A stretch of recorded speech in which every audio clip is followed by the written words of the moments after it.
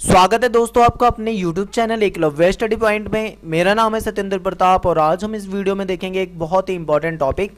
Class 12th की पहली book complete हो चुकी है, सारे पार्ट आपको प्लेलिस्ट में अवेलेबल हैं और सेकंड बुक स्टार्ट कर दी गई है। तो सेकंड बुक का ये चैप्टर नंबर 5 है, ठीक है। हालांकि मैंने ये पूरी बुक पहले से सारी तीनों की तीनों बुक कवर कर रखी हैं, लेकिन वो बहुत जल्दीबाजी में पेपर को ध्यान में रखते हुए कम टाइम में बनाई गई थी वीडियो।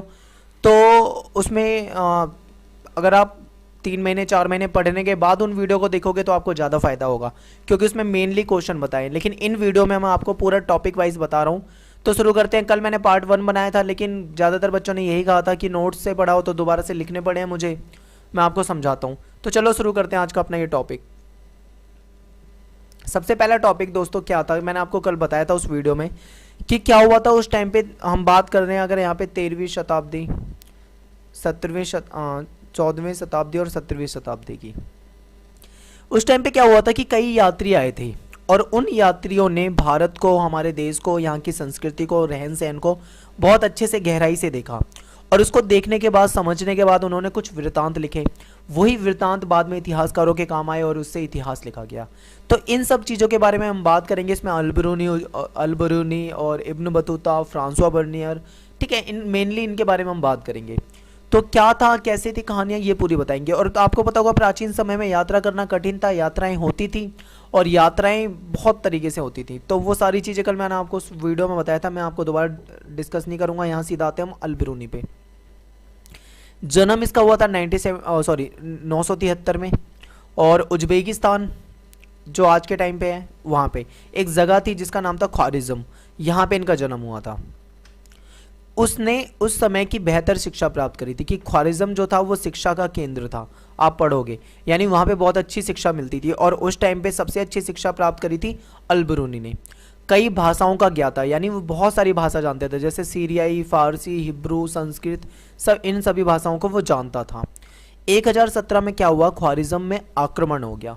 आक्रमण हो गया तो अब ऐसे में क्या हुआ कि भाई वहाँ से जो महमूद थे, जो सुल्तान थे, वो उनको क्या वहाँ से ले आए कई अपने साथ, मतलब बहुत सारे विद्वानों को ले आए।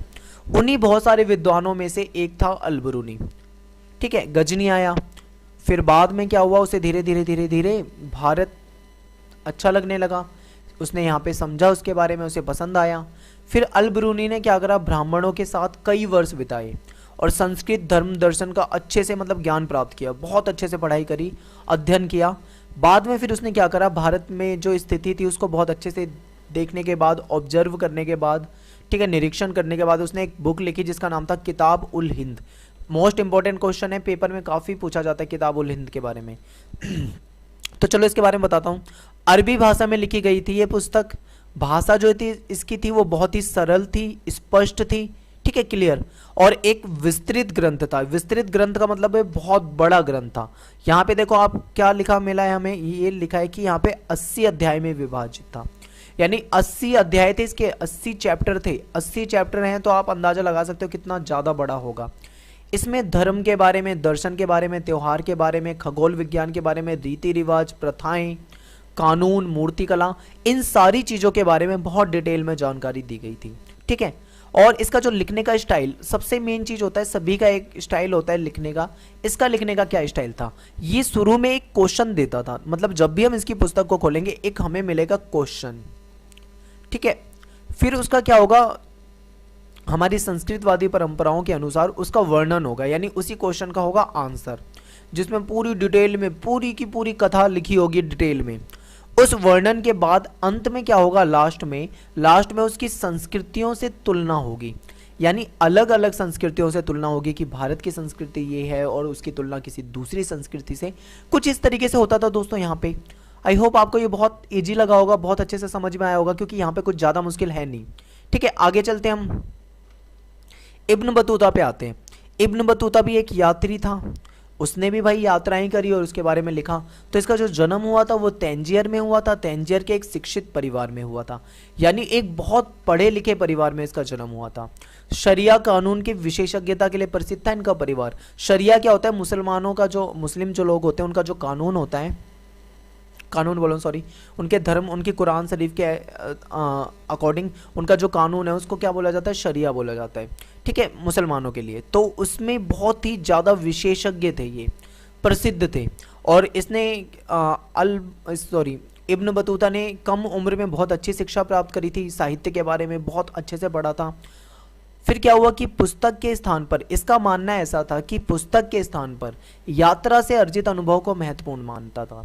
यानी कि कई लोग ऐसे होते हैं ना जो पुस्तकों के ज्ञान को ज़्यादा प्रेफरेंस देते हैं, ज़्यादा बेटर मानते हैं, लेकिन ये ऐसा नहीं मानता था। इसके सामने पुस्तक का ज्ञान अच्छा नहीं था, यानी कि घूम कर फिर कर देख कर रियल में जो मतलब अनुभव होता है वो ज्ञान इसके लिए ज़्यादा बेटर था, ऐसा मानना था इसका। यात्राओं का बहुत शौक था इसे, एक हठीला यात्री था, हठीला मतलब जिद्दी।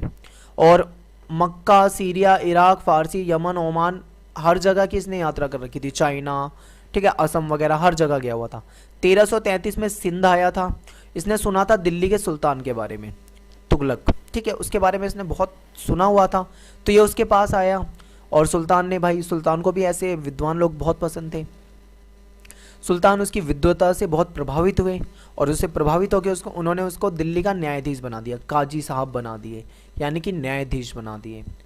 न्यायाधीश रहे, काफ़ी समय तक इस पद पे रहे, लेकिन कुछ मिसअंडरस्टैंडिंग हो गई जिससे इन्होंने अपना विश्वास खो दिया। यानी सुल्तान और इनके बीच में कुछ ना कुछ गलत फहमी हो गई, जिससे गुस्से में आके उसने उन्हें क्या करा, जेल में डाल दिया। जब उन्होंने इसे जेल में डाल दिया तो उसके बाद क्या हुआ, बाद में इन्हें रिहा किया गया। जब मतलब मिसअंडरस्टैंडिंग, गलत फहमी खत्म हो गई थी, बाद में रिहा कर दिया गया। 1342 में दूत के रूप में चाइना भेजा गया। क्यों? क्योंकि भाई इसे घूमने का शौक वैसे ही था, तो सुल्तान घूमने का सारा काम इसी को दे देता था कि भाई जाओ घूमो। तो ये चाइना गए, बीजिंग वगैरह में गए। और इब्न बतूता ने नवीन संस्कृतियों के बारे में देखा, जहाँ पे भी जाता था नए नए लोगों के बारे में देखता था, उनकी आस्थाओं को समझता था, ठीक है, और नई नई संस्कृतियों को समझने की कोशिश करता था। उन सारी चीज़ों को देखकर उसके बारे में इसने लिखा, ठीक है। इसकी पुस्तक का नाम क्या है, आपको कमेंट बॉक्स में बताना है कि ये जो इब्न बतूता था इसकी पुस्तक का नाम क्या था, आपको एक कमेंट बॉक्स में बताना है। जिस समय उसने यात्रा की तब यात्रा करना बहुत कठिन होता था। कई बार उसे आक्रमण झेलने पड़े, बहुत बार उसे आक्रमण झेलने पड़े, घायल भी हुआ, चोट भी लगी, और ये तो इसकी किस्मत अच्छी थी कि मतलब जिंदा बच गया। और ये एक हठीला यात्री था, ये मैंने आपको शुरू में ही बता दिया था। तो ये है दोस्तों कुछ इब्न बतूता की कुछ कहानी। हम आगे आते हैं, थोड़ा सा और एक और टॉपिक लेते हैं, फ्रांसुआ बर्नियर। फ्रांसुआ बर्नियर जो था ये फ्रांस का निवासी था, यानी फ्रांस का रहने वाला था। ये एक चिकित्सक था, एक इतिहासकार था और एक राजनीतिज्ञ था, ठीक है। और मुगल साम्राज्य में आया था ये किस लिए, अवसरों की तलाश में, कि इसे भी कुछ अवसर चाहिए थे जो कि मुगल साम्राज्य में मिलते, यानी कि मतलब रोजगार या कुछ पद के लालच में, जैसे भी आप कहो। 1656 से 1668 तक, यानी 12 साल तक ये भारत में रहा,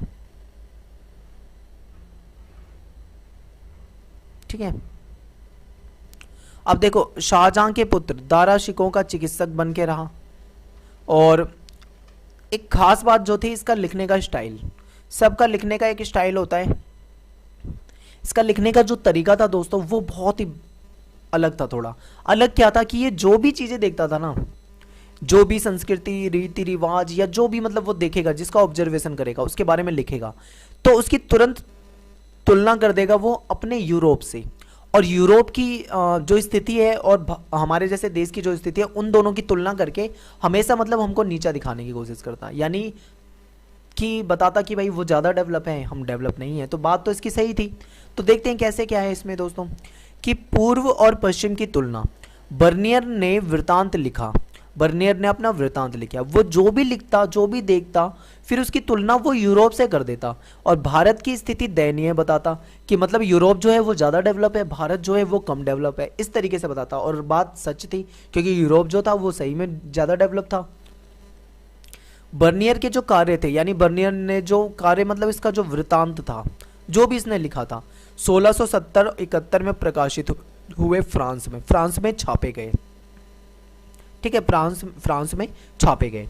और फिर ये जो इसका वृतांत था छापा गया, उसके बाद इसका अनुवाद भी हुआ, कई भाषाओं में इसका अनुवाद किया, इसका मतलब ट्रांसलेशन किया गया। कौन सी भाषाएं थी, एक है पहले नंबर पे अंग्रेजी, दूसरे नंबर पे बात करें डच, फिर तीसरे नंबर पे जर्मन भाषा और चौथे नंबर पे इतावली।